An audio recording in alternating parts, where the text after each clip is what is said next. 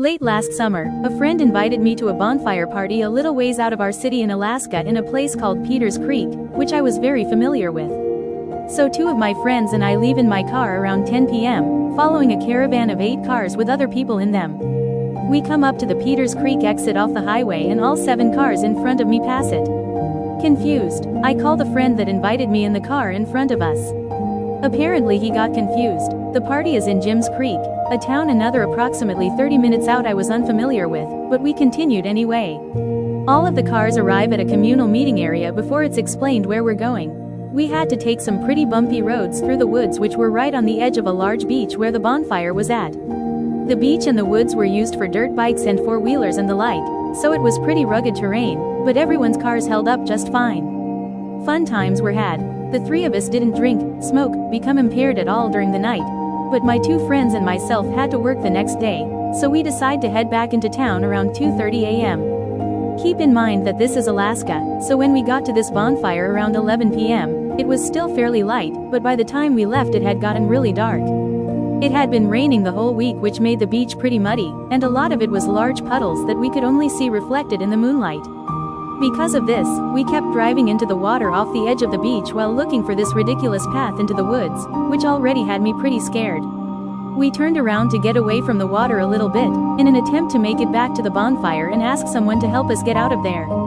Unfortunately, in the pitch black darkness with nothing but my car's weak headlights to rely on, we couldn't find shit.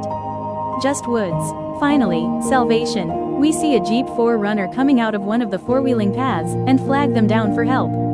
There are 3 guys and 1 girl in the Jeep, and they are severe redneck Alaskan hicks. You're not too far. We'll get you out of here, just try to keep up, cuz we're taking the fun way. I didn't think twice about what he meant by that. I was just so beyond happy that we were finally getting off this god-forsaken beach. I start driving behind them on what seems like a familiar path, but I am soon mistaken. The paths we're driving on are getting narrower and narrower, and my Hyundai Santa Fe isn't happy about it, but the hicks in the 4Runner were getting along fine. Then the path we're on comes to a very sharp U-turn, around a tree. The hicks pull some crazy maneuver which involved gripping their front driver wheel on the tree and spinning their car around it. Alright, not just do what I did so we can turn around and get back on the real path. Backing up was not an option at this point. All I could do was go around it. I knew that my car was not going to come out of this looking the same, and I had accepted that fate. Just get me home. So, I do what I have to do. I gun it toward the tree, grip my wheel on it just right, and success. My car starts to spin around the tree. But, it doesn't finish.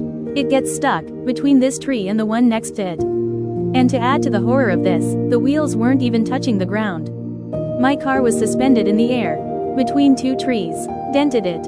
So my friends and I get out of the car, and I'm in tears.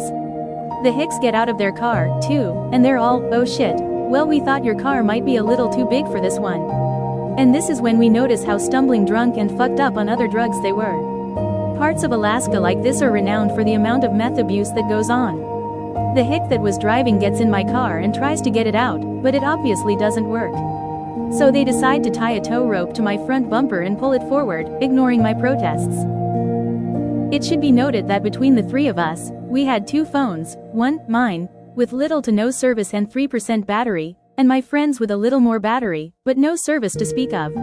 All 3 of us are beyond scared, as these hicks were creepy as fuck and we assumed out to kill us, so one of my friends tries to call the police, but the line keeps getting disconnected.